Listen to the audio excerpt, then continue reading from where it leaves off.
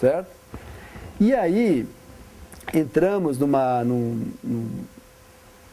assunto que, de certa forma, é o que faz a coisa acontecer, é o que faz a cooperação desenvolver, é o que faz o desenvolvimento acontecer, é o que está por trás das relações entre empresas, relações entre pessoas, relações das pessoas com a sociedade, que é a confiança, né? E aí, logicamente, como todo trabalho, toda pesquisa, ela tem algumas premissas, né? E a premissa que eu parto, uma das premissas que a gente parte aqui é o seguinte, que pelo menos a maior parte dos agentes sociais não fazem as coisas a esmo, não são loucos, lógico, tem alguns que são, mas nem todos, e não agem sem razão. Então, na realidade, o que eu quero dizer com isso é o seguinte, que não existe ação desinteressada na sociedade, tá? As pessoas têm interesse, as empresas têm interesse, o governo tem interesse, todo mundo tem interesse.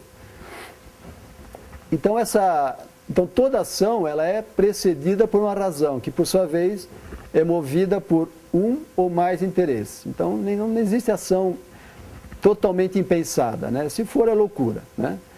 Agora, quando a gente fala em interesse, ela tem uma vista de forma meio pejorativa, mas se a gente consultar o dicionário, ela tem dois sentidos, né? Primeiro é realmente esse, do lucro, do ganho, da vantagem, do proveito, do benefício. Agora também, ela denota o quê? Atenção, benevolência, curiosidade, boa vontade e simpatia. Ou seja, interesse. Tem tanto o ar de algo vantajoso, como também o lado mais nobre talvez do interesse, é a disposição favorável em relação a alguém ou alguma coisa. Então eu tenho interesse por curiosidade, eu vou fazer uma pesquisa, eu tenho interesse nisso, agora eu posso ter interesse em fazer a pesquisa para ganhar dinheiro também, né? A empresa tem interesse no desenvolvimento do seu território lá, por uma questão de poder ganhar mais, ou também por uma questão de simpatia com a região, de boa vontade em relação à região. Então, interesse não é um palavrão, tá? Agora, as ações são mais guiadas, aí é um outro aspecto, quer dizer, é um interesse, mas não é um interesse baseado simplesmente na razão, quer dizer, razão 100%, racional 100%, não. É uma razão que é chamada de razão razoável, né? O que pode ser feito, né? Então, a razão razoável, o que ela é? Ela invoca pluralidade, englobando diferentes critérios. Ela introduz outros elementos não quantificáveis na deliberação. Porque quando a gente fala assim, uma coisa totalmente racional, é uma coisa totalmente calculada, possível de ser calculada. E no caso, na realidade, no dia a dia nosso, das empresas também, a tomar decisão da empresa, das pessoas, não é uma razão totalmente calculável. É uma razão razoável porque ela invoca outros elementos, né? Por isso, se existe apenas uma maneira de ser racional, existem diversos da gente, das empresas, serem razoáveis, né? Uma outra ligação forte da questão de interesse tem o interesse na iniciativa. Como a gente está fazendo um curso para empreendedores, e está fazendo um curso falando de inovação, logicamente, quem que é esse empreendedor, quem que é esse inovador, né? É a pessoa que toma a iniciativa, é a pessoa que, dotado de autonomia, é um cara bem autônomo, e ele também tem clareza da necessidade dele tomar a iniciativa para que a transação se realize. Então, quem toma a iniciativa é o empreendedor, é o inovador. Ele sabe que se ele não fizer, de repente, nada vai ser feito naquele sentido. Agora, quando a gente toma a iniciativa, quando a empresa toma a iniciativa, o que acontece? Deixa o autor da transação vulnerável a uma perda. Por quê? Quando a gente vai procurar, por exemplo, uma parceria, uma parceria é porque a gente está falando para ele que a gente é limitado, né? Se a gente não fosse limitado, a gente faria sozinho, mas então a gente está falando que a gente é limitado. Isso faz com que o possível parceiro perceba que você tem suas fraquezas também, né? Então, te deixa mais numa situação de perda, vamos imaginar assim no primeiro momento. Agora, por outro lado, essa iniciativa também garante um controle sobre os outros. Por quê? Quem toma a iniciativa de fazer alguma coisa, de propor uma parceria, de desenvolver um projeto, ele já pensou naquilo lá. Ele já mais ou menos definiu como é que a coisa poderia acontecer e já definiu, que a gente vai falar na sequência também um pouquinho sobre as regras dessa parceria, né? Então, quem sai na frente, ele define um pouco as regras do jogo. Então, iniciativa na dádiva no seguinte sentido, de se doar, de se abrir para a parceria, é uma experiência na qual cada um se sente um pouco ligado ao outro, né? Agora, isso acontece no nosso dia a dia também. Vamos imaginar que eu fui convidado para o aniversário de um amigo. Daí eu vou lá e levo, puxa, aniversário, primeira vez que eu vou lá. Tá, primeira vez que eu vou no aniversário. Então eu vou lá, dou um presente de R$100. Né? Vou dar um presente de R$100 para ele.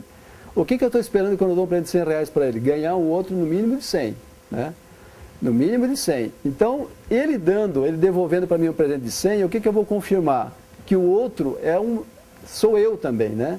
Que deve agir como eu. Isso, no caso da empresa, é a mesma coisa. Né? Quando ela toma iniciativa na parceria, como ela dá o primeiro passo, ela faz o primeiro investimento, o retorno que ela espera é no mínimo igual àquilo que ela fez. Então, o retorno desse gesto deve me confirmar a verdade do meu próprio gesto, ou seja, a minha subjetividade. Tá certo? Só que a gente falou muito interesse é importante, interesse é essencial para que a gente dê um passo, só que a gente vê também que o interesse é limitado. Então, a sociedade não vive apenas de interesse, ela tem que colocar outras coisas no dia a dia dela.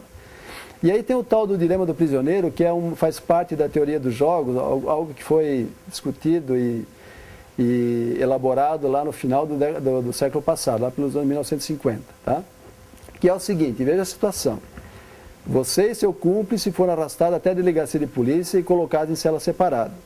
O promotor diz a você que a polícia possui evidência suficiente para mandá-los para trás das grades por 1 ano, mas não o bastante para uma condenação mais pesada. Porém, se você confessar e concordar em depor contra seu cúmplice, você ficará livre por ter colaborado, ele irá para a cadeia por 3 anos. Já se ambos confessarem o crime, os tiras não precisarão de sua cooperação e cada um sofrerá uma pena de 2 anos. Bom, você é levado a acreditar que a mesma proposta está sendo feita ao seu parceiro. O que você faz numa hora dessa?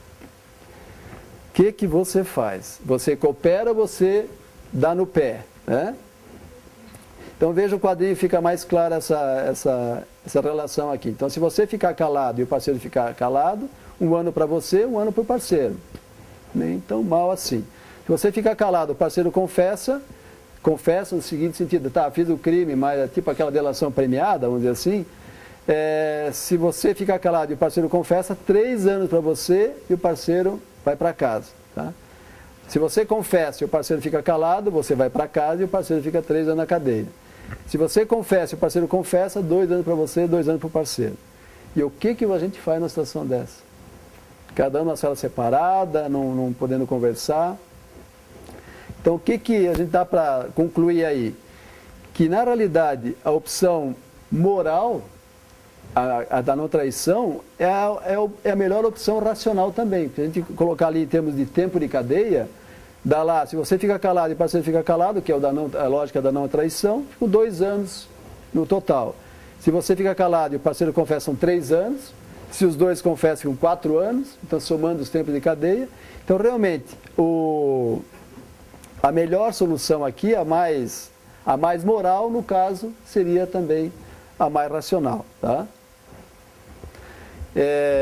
Então, a conclusão é que, se buscando maximizar suas satisfações individuais, por exemplo, eu vou delatar porque eu quero ir embora, mas só que o outro também delata e eu vou embora, desculpa, por um cálculo egoísta, os sujeitos ditos racionais chegam a um resultado pior do que aquele que eles obteriam se eles não fossem justamente racionais ou egoístas. Tá?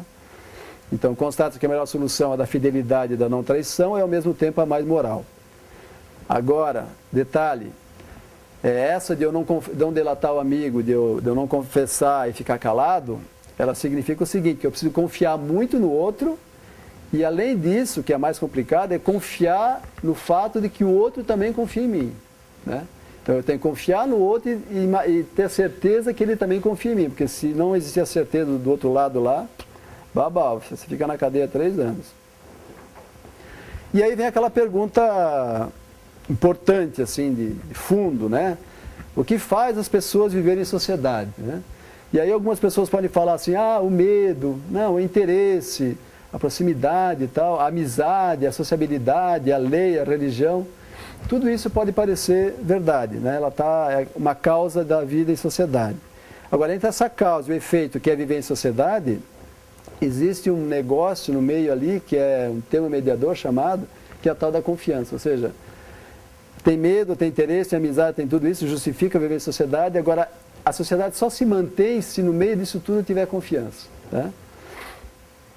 Então, a confiança em seus próximos, a confiança no valor e na perenidade das instituições são dois princípios constitutivos da sociedade moderna. Então, a gente não vive numa sociedade sem confiar. Agora, o problema é o seguinte, né? E aí começa, não sei se alguém já tinha parado para pensar em definir o que ele entende por confiança, né? É complicado, porque a confiança ela é meio bipartite, né? Ela é dual. Por quê?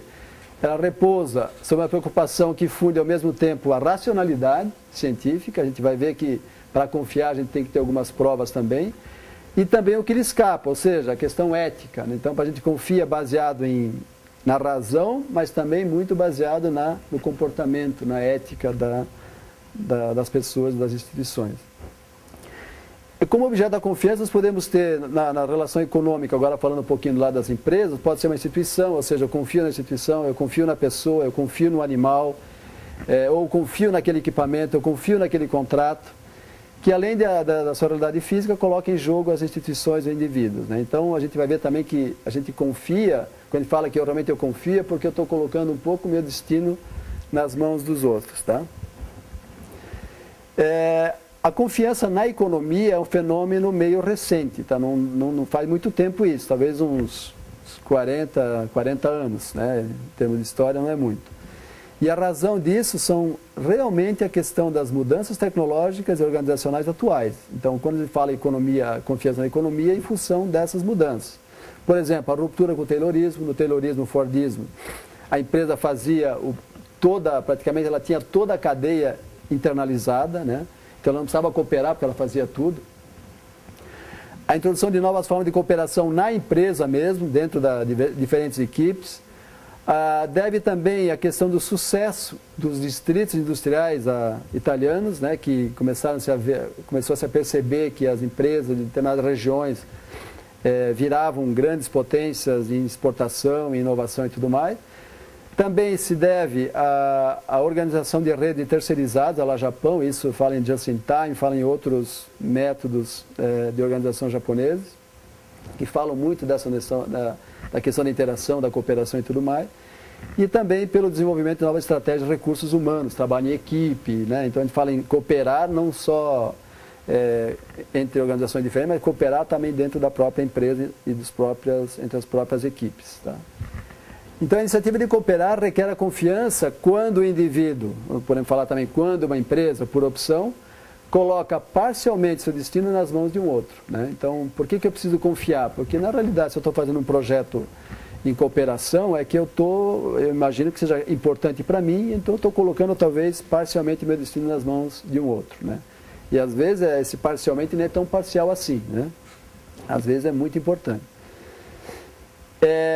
Mais ou menos já falamos sobre isso, que a confiança demanda uma harmonia entre razão e afetividade, então ela é razão, mas ela também é ética, é emoção, é afeição, né?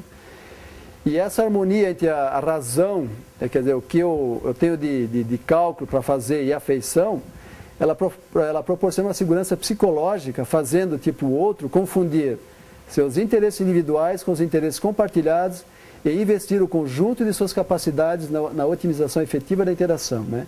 Então, quando um ator, ele tem essa segurança psicológica, ele se investe mais, ele se engaja mais no projeto, ele investe mais.